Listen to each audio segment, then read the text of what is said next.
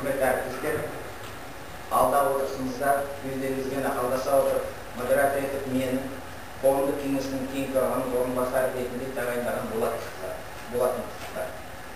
Екінші модератор ретінде Балабаева Нина Николаевна тағайындалған. Ол кісі бар ма?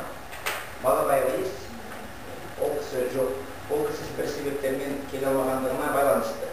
Рұқсат етсеңіздер, мен өзім осы модератор ретінде жұмысын басқарамын. Қарсылық жоқ па? Жоқ.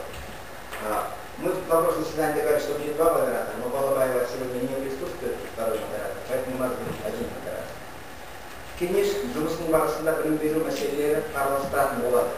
Ол бірінші сұрақ ретінде. Одан басқа тағы да екінші сұрақ демократия туралы болады, және дисциплинарлық комиссияның шешімі туралы болады. Жалпы үш сұрақ қаралады.